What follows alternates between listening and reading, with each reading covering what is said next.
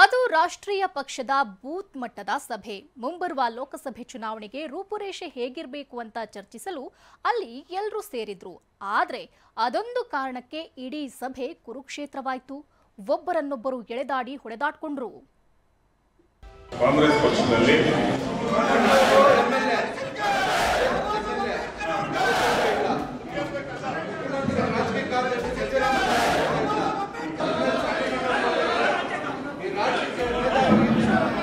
ನೋಡುತ್ತಲೇ ಕೊರಳಪಟ್ಟಿ ಹಿಡಿದೇ ಬಿಟ್ಟ.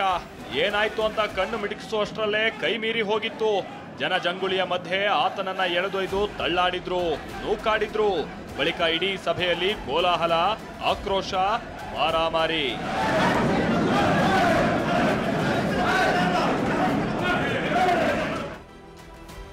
ಕೋಲಾರ ಕೈ ಕಚೇರಿಯಲ್ಲಿ ಕಾರ್ಯಕರ್ತರ ಫೈಟಿಂಗ್, ಶಾಸಕ ಸಚಿವರ ಬೆಂಬಲಿಗರ ನಡುವೆ ಮಾರಾಮಾರಿ.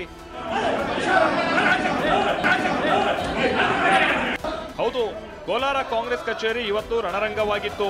ಕಾರ್ಯಕ್ರಮದ ಫ್ಲೆಕ್ಸ್ನಲ್ಲಿ ನಾಯಕರ ಫೋಟೋ ಹಾಕಿಲ್ಲ ಅಂತ ಶಾಸಕ ಕೊತ್ತೂರು ಮಂಜುನಾಥ್ ಮತ್ತು ಸಚಿವ KH ಮುನಿಯಪ್ಪ ಬೆಂಬಲಿಗರು ಪರಸ್ಪರ ಕೈ ಮಿಲಾಯಿಸಿ ಹೊಡೆದಾಡಿಕೊಂಡಿದ್ದಾರೆ.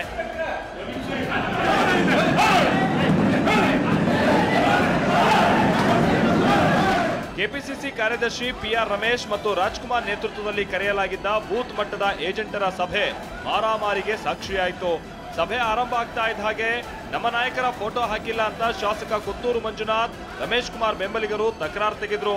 ಅಲ್ಲದೆ ಚುನಾವಣೆಯಲ್ಲಿ JDS ಪರ ಕೆಲಸ ಮಾಡಿದವನನ್ನ ವೇದಿಕೆಯಲ್ಲಿ ಕೂರಿಸಿದ್ದೀರಿ ಅಂತ ಕಿಡಿಕಾರಿದ್ರು. ಇದಕ್ಕೆ ವೇದಿಕೆ ಮೇಲಿದ್ದ ರಮೇಶ್ ಉತ್ತರಿಸೋಕೆ ಮುಂದಾದ್ರು. ಆಗ ಕೊತ್ತೂರು ಮಂಜುನಾಥ್ ಬೆಂಬಲಿಗರಾದ ಅಂಬರೀಶ್, ಅಫ್ಸರ್ ಹಾಗೆ ಶಿವಕುಮಾರ್ ಸಚಿವ ಮುನಿಯಪ್ಪ ಬೆಂಬಲಿಗ ಊರ್ಬಾಗ್ಲು ಶ್ರೀನಿವಾಸ್ನ ಕೊರಳು ಪಟ್ಟಿ ಹಿಡಿದು ವೇದಿಕೆಯಿಂದ ಎಳೆತಂದ್ರು. ನೋಡ್ತಾ ಇದ್ದ ಹಾಗೆ ಬಡಿದಾಟವೇ ಶುರುವಾಗಿ ಹೋಯ್ತು. ಶಾಸಕರು ಮಂಜುನಾಥ್ ಅವರ ಶಿಷ್ಯರು, ಅನಿಲ್ ಅವರ ಶಿಷ್ಯರು ಈ ಮಟ್ಟಕ್ಕೆ ಇವರನ್ನೆಲ್ಲ ಬೆಳೆಸಿ ಜನರ ಮೇಲೆ ಬಿಟ್ಟರೆ, ನನ್ನಂಥವನ ಮೇಲೆ ಆಗಿರೋ ಹಲ್ಲೆ ನಾಳೆ ಕಾರ್ಯಕರ್ತರನ್ನ ಹೇಗೆ ನಾವು ಕಟ್ಟೋದು? ಬೇರೆ ಕಾರ್ಯಕರ್ತರನ್ನ ನಮ್ಮ ಕರ್ಕೊಂಡು ಬರೋದು ಹೇಗೆ?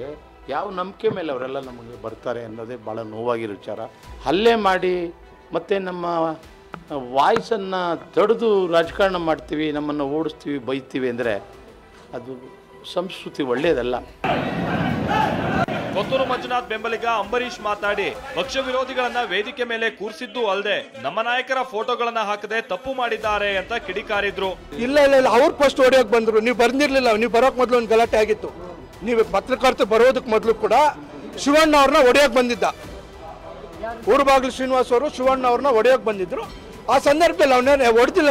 ನೀವು ಪಾರ್ಟಿಗೆ ದ್ರೋಹ ಮಾಡಿದ್ದೀರಿ, ನೀವು ಚುನಾವಣೆಯನ್ನು ಪಾರ್ಟಿಗೆ ಮಾಡಿಲ್ಲ. ಹಾಗಾಗಿ ನೀವು ಪಕ್ಷದಿಂದ, ಪಾರ್ಟಿಯಿಂದ, ಆಫೀಸಿಂದ ಆಚಾರ್ಯ ಅಂತ ಹೇಳಿದ್ದಷ್ಟೇ ಹೊರತು ಯಾರು ಅಲ್ಲೇ ಮಾಡಿಲ್ಲ. ನಮ್ಗೆಲ್ಲರೂ ಕೂಡ ಒಂದು ಯಾರು ಪಕ್ಷಕ್ಕೆ ವಿರೋಧ ಮಾಡಿದ್ರೆ ಅವ್ರಿಗೆ ವಿರೋಧ ಮಾಡಿದ್ದೀವಿ ಅಷ್ಟೇ.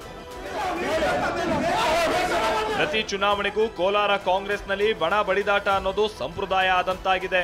ಅದರಲ್ಲೂ ಮುನಿಯಪ್ಪ, ರಮೇಶ್ ಕುಮಾರ್ ಬಣಗಳ ಮಧ್ಯೆ ಮುಸುಕಿನ ಗುದ್ದಾಟ ನಡೀತಾನೇ ಇದೆ.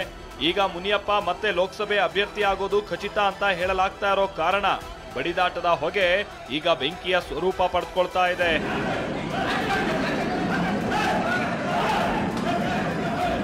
ರಾಜೇಂದ್ರ ಸಿಂಹ, TV9 ಕೋಲಾರ.